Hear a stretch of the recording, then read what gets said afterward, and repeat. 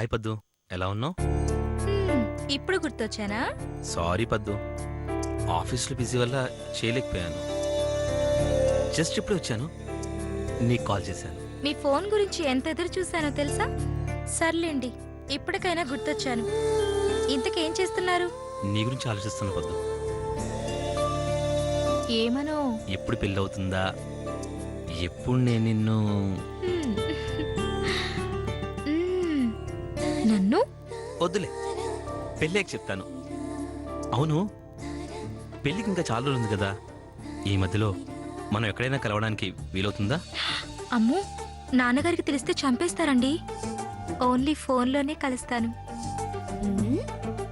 Okay, ఏం చేస్తాం, పెళ్ళంగారిని తలుచుకుంటూ గడిపేస్తాం. అవును, హనీమూన్ ఎక్కడికి వెళ్దాం? ఛీ, సిగ్గు లేకపోతే సరే. దీంట్లో సిగ్గుపడ్డాకే ఉంది. నేనైతే కాశ్మీర్ వెళ్దాం అనుకుంటున్నాను. అమ్మో, కాశ్మీర్ వద్దు, ఎప్పుడు టెర్రరిస్ట్ల గొడవలే ఉంటాయి. సింగపూర్ గాని మలేషియా గాని వెళ్దాం. ఫారెన్ చూసినట్టుంటుంది, ఎంజాయ్ చేసినట్టు ఉంటుంది. అమ్మో, ఏమో అనుకున్నాను గాని నువ్వు నాకన్నా స్పీడ్గా ఉన్నావు. అంత లేదు. నేను మళ్ళీ కాల్ చేస్తాను, బాయ్. ఏయ్ పదు పదు పదు.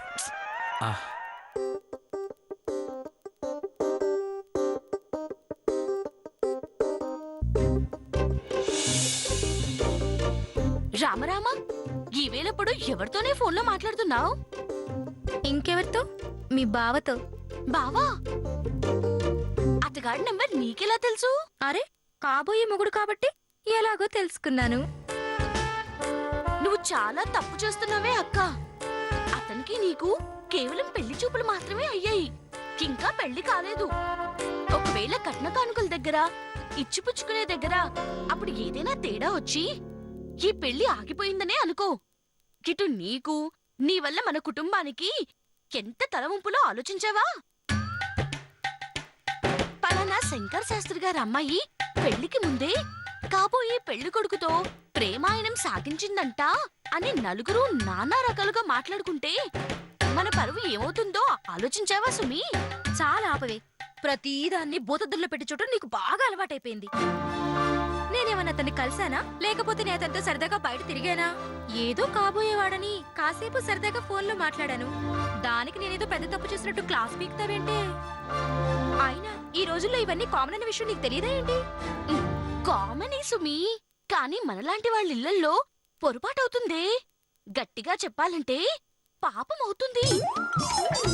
ఈ విషయం తెలిస్తే నాన్నగారు నీ ప్రాణాలు తీసేస్తారు. నిన్నదుపులో పెట్టలేదని అమ్మను చంపేస్తారు. ఇప్పటికే నీ పెళ్లి ఎలా చేయాలా, 1,00,000 కట్నం ఎక్కడి నుంచి తేవాలా అని సతమతమైపోతున్న నాన్నగారికి నువ్వు మరో సమస్య కాకూడదనే నా బాధక్కా. అయినా నీ మొగుడెక్కడికెళ్తాడే? ఆ పెళ్లి కాస్త అయ్యిందనుకో, కుక్క పిల్లలాగా నీ కొంగు పట్టుకుని తిరుగుతాడు. అప్పటిదాకా ఈ ఫోన్ లాపేయవే. ఎందుకు ఆపాలి? ఎందుకు ఆపాలి? నేను అతన్ని తప్ప మరొకరిని పెళ్లి చేసుకోను. ఎందుకంటే అతను నాకు బాగా నచ్చాడు. పెళ్ళంటూ జరిగితే అతనితోనే జరగాలి, లేదంటే జీవితాంతం కన్యగా ఇలాగే మిగిలిపోతాను. అవ్వా! సిగ్గు లేకుండా ఏమిటి ఆ మాటలు? అసలు నీకు ఇంత ధైర్యం ఎక్కడి నుంచి వచ్చింది?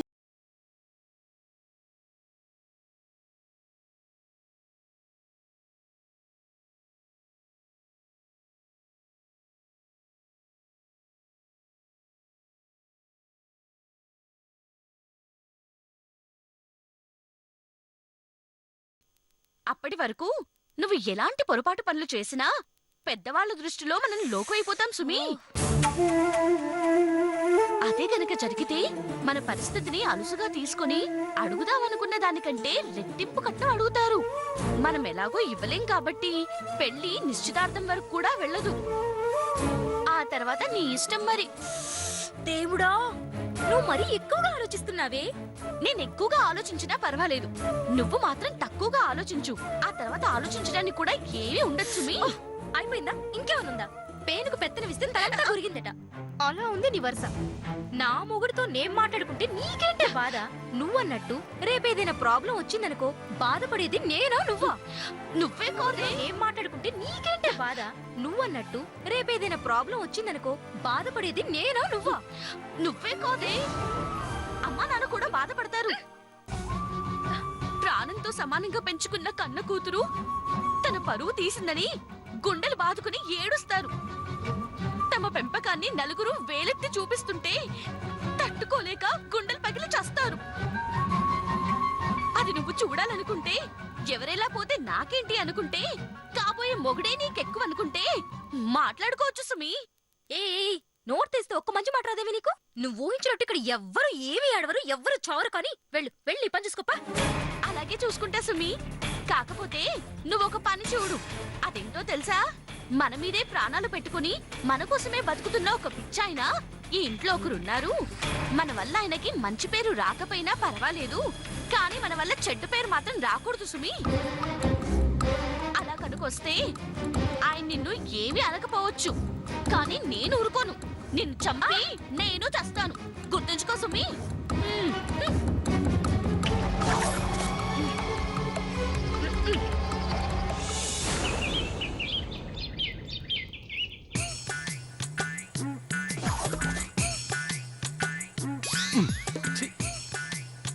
అనవసరంగా పశువుల డాక్టర్ని అయ్యాను. మనుషుల డాక్టర్ని అయ్యి ఉంటే 2 చేతుల సంపాదన ఉండేది. ఛీ! నాకు తెలుసు. ఇదొకటి ఏమీ తెలీదు, అన్నీ తెలుసు అంట. మీరు మనసులో అత్తయ్య గారిని తిట్టుకుంటున్నారు చాలు ఊరుక. కదా? మా అమ్మ నేను ఎందుకు తిట్టుకుంటాను? ఎందుకంటే డబ్బుకి కక్కుర్తి పడి మనుషుల డాక్టర్ కావాల్సిన మిమ్మల్ని పశువుల డాక్టర్ చేశారు కనుక. లేదంటే మీరు ఎంబీబీఎస్ చేసి ఈ ఊర్లో ఎంత మందిని చంపుండేవాళ్ళు తెలుసా? ఆ? అంటే ఏంటి నీ ఉద్దేశం? నాకు వైద్యం రాదనా? బాగా వచ్చు. అందుకే ఇంతకు ముందు ఈ ఊళ్ళో 500 పశువులుండేవి. మీరు వైద్యం మొదలెట్టాక అవి 200 అయిపోయాయి. అవి చచ్చింది నా వల్ల కాదు. మీరిచ్చిన మందుల వల్ల. అవును కదూ? నిన్ను నువ్వు ఎక్కువ మాట్లాడావు అనుకో, నీకు కూడా ఒక ఇంజెక్షన్ పొడి చేస్తాను. డాక్టర్ గారు నువ్వు నోర్మి మాట్లాడు మాకు. డాక్టర్ గారు డాక్టర్ గారు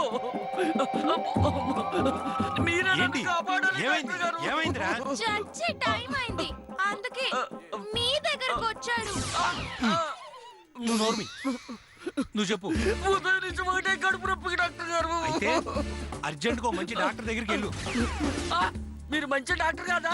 ఆ, మంచి డాక్టర్నే, కాకపోతే మనుషుల డాక్టర్ని కాదు, పశువుల డాక్టర్. మనుషులకు వైద్యం చేయకూడదు. పైగా నాకు తెలియదు కూడా. నా మాట విని వేరే డాక్టర్ దగ్గరికి వెళ్ళు. ఈ నొప్పితో అక్కడికి వెళ్ళలోపే చచ్చలా ఉన్నాను డాక్టర్ గారు. మీరే ఏదో ఒక మందు ఇచ్చి నా ప్రాణాలు కాపాడండి. అమ్మో. చెప్తే అర్థం కాదా? నేను ముందే పోతే అక్కడికి వెళ్ళే లోపు చేస్తావు. అదే నేను ముందు ఇచ్చాను అనుకో. ఇప్పుడే చేస్తావు. నువ్వు నోరు అమ్మో వద్దు బాబు, నా చావు నేను చస్తాను. అమ్మో. నా పరువు తీసేస్తా.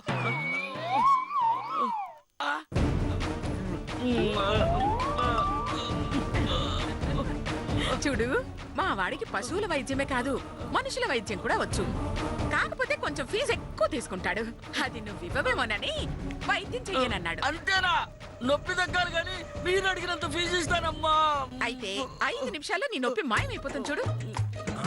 అది కాదమ్మా. హై, తప్పు నాన్నా.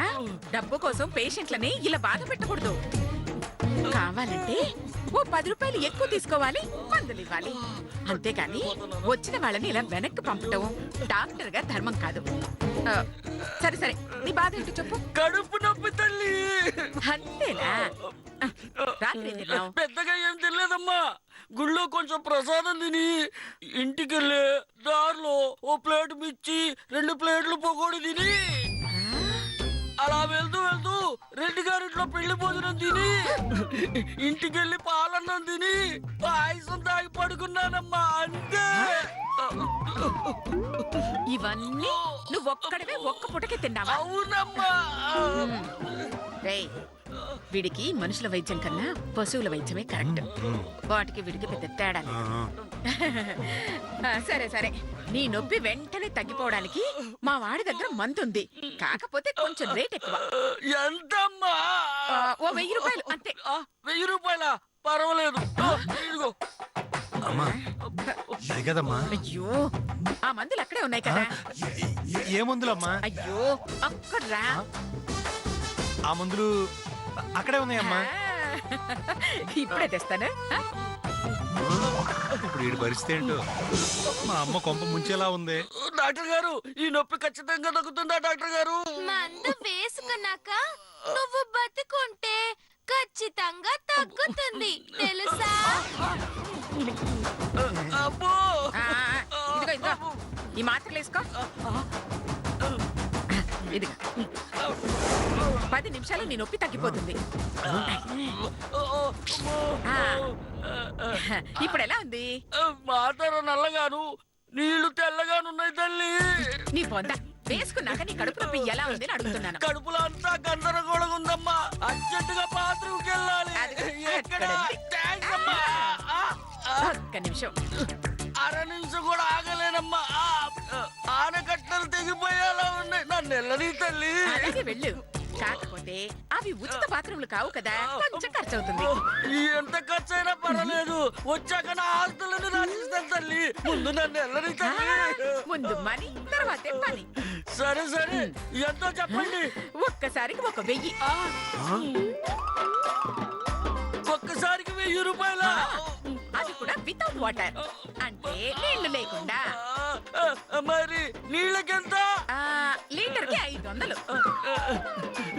లీటర్ వాటర్ కి 500? హా. క్వార్టర్ కూడా అంత రేట్ లేదు కదమ్మా. సర్లే, తప్పదు కదా, నా నెలని తల్లి. ఇదిగో. అమ్మో, అమ్మో.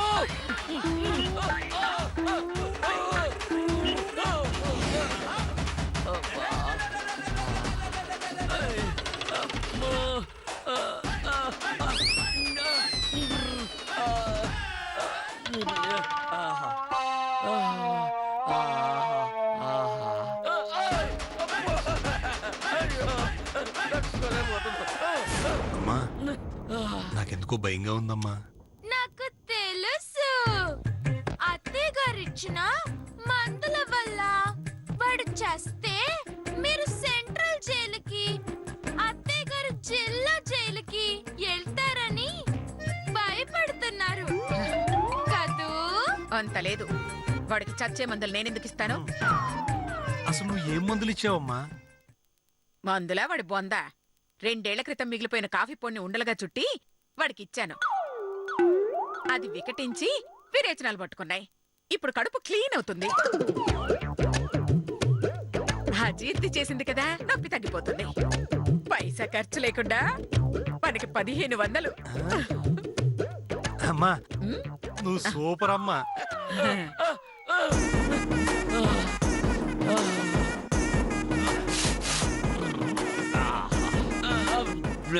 అబ్బా, ఎంత హ్యాపీగా ఉందో. ఆహా. అబ్బా. నొప్పి తగ్గిందా? ఓహో, నొప్పి తగ్గింది. ఏమి హస్తవాసమ్మా మీది. ప్రాణం పోతుందనుకున్న నొప్పిని 10 నిమిషాల్లో తగ్గించారు. మీ మేలు ఈ జన్మలో మర్చిపోలేనమ్మా. వస్తాను తల్లి. మళ్ళేంటమ్మా? నువ్వు 3 సార్లు వెళ్ళావు, 2 సార్లకే ఇచ్చావు. మిగతా ఎవరిస్తారు? లెక్కేశారమ్మా. ఉండండి అమ్మా, ఇదిగోండి డబ్బులు. టాబ్లెట్ బాగుంది కానీ బాత్రూమ్కే ఎక్కువ ఖర్చు అయింది. అమ్మో, ఇక్కడ ఉంటే అడిగే తట్టున్నాం. అబ్బో. అమ్మా ఆ, నాకు ఖర్చులకి అమ్మేస్తుంది. ఇదిగో జాగ్రత్తగా ఖర్చు పెట్టుకో. ఉన్నాయి కదా అని వేస్ట్ చేయకు. ఇదిగో ఖర్చు పెట్టుకో. అలాగేనమ్మా. ఈ 10నే 1000లా చూసుకుంటాను. ఏంటి ఇది? అక్కయ్య, ఛీ, నా బతుకు చెడా.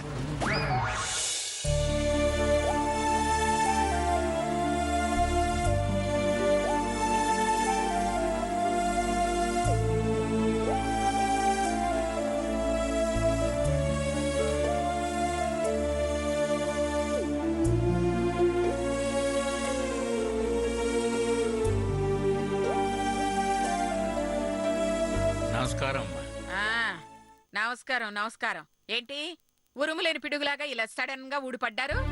అమ్మాయిని చూసి చాలా రోజులైంది కదా, ఓసారి చూసి ఆడదామని. ఆహా, చూసిన వెంటనే వెళ్ళిపోండి. అవతల మీకు చాలా పనులుంటాయి కదా. పైగా రెక్కాడితే గాని డొక్కాడని బతుకులు. అలాగేనమ్మా, ఆ. వెంటనే వెళ్ళిపోతాను. ఏమే తులసి, తులసి, వస్తున్నాను అత్తయ్య. ఏంటత్తయ్య?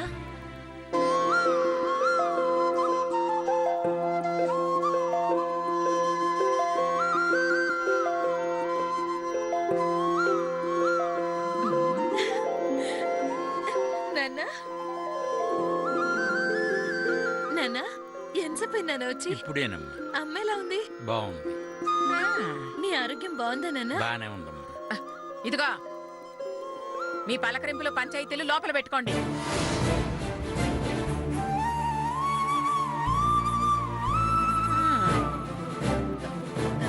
రా నాన్న రా. పదమ్మా.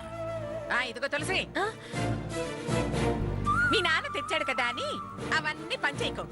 జాగ్రత్తగా లోపల పెట్టు. అలాగే అత్తయ్య.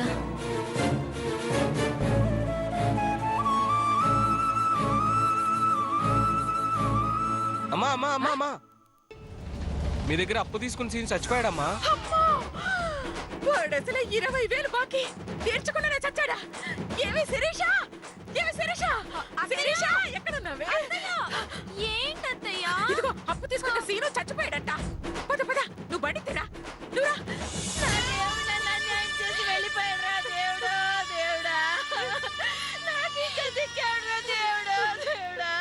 పిల్లలకి పెళ్లి చేసి కలిసావునని ఎవడ్రా దేవుడా? నన్ను ఒంటరిదాన్ని చేసిపోయాడ్రా దేవుడు, దేవుడా. నేను ఇంకెవరి కోసం బతకాలరా దేవుడా? మీరు ఊరుకోండి ఆంటీ. మీరు ఎంత ఇచ్చినా పోయిన వాళ్ళు తిరిగి వస్తారా చెప్పండి. ఈ రోజుతో ఆయనకి మనకి రుణం తీరిపోయింది. వెళ్ళిపోయారు. ఆయన భౌతికంగా మనం లేకపోయినా ఎప్పుడు మీ జ్ఞాపకాల్లో బతికే ఉంటారు. మీరు ధైర్యం కోల్పోతే పిల్లలు ఇంకా భయపడతారండి. నా మాట విని కొంచెం ధైర్యంగా ఉండండి. ఎలా ఉండమంటావమ్మా? జీవితాంతం మాకు తోడుగా ఉంటాడనుకున్న మనిషిని అర్ధాంతరంగా దేవుడు దూరం చేసి మాకు అన్యాయం చేశాడమ్మా, మాకు అన్యాయం చేశాడు. మమ్మల్ని నట్టేట ముంచేశాడమ్మా. మా నాన్న వస్తాడు, మాకేదో తెస్తాడు అని ఎదురు చూసే ఈ పసి పిల్లలకు ఏం సమాధానం చెప్పమంటావమ్మా? మీ నాన్న లేడు, ఎప్పటికీ రాడు అని చెప్పమంటావా? అలా చెప్పే ధైర్యం నాకు లేదమ్మా.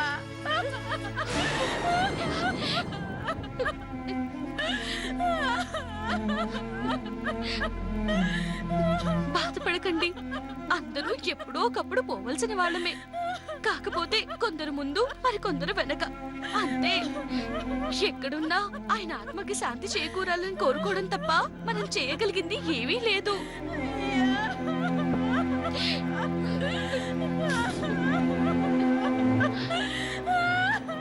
అయ్యో భగవంతుడా.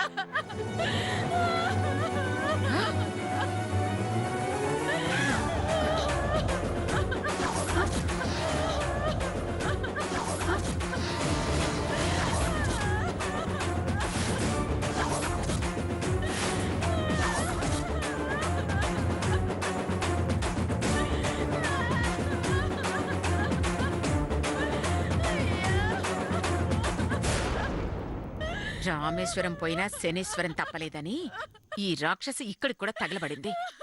మన పని అవుద్దంటావా? ఏమో, దాన్ని చూస్తేనే నాకు కొంచెం టెన్షన్ గా ఉంది అత్తయ్య. నా మాట విని వెళ్ళిపోదామా? ఏయ్, ఛీ! దానికి భయపడుతున్నావా? అది కాదు, దాని ముత్తాత వచ్చినా రావలసిన డబ్బు వసూలు చేసే తీర్తాను. ఈ పిసినారి పిండాకుడు మొహం ఇక్కడికొచ్చిందేమిటి? ఏంటే మొదలుపెట్టు.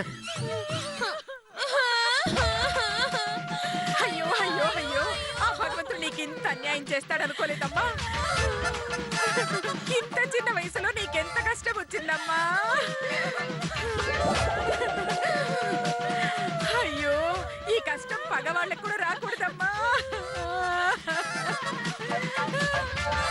నాకు తెలుసు.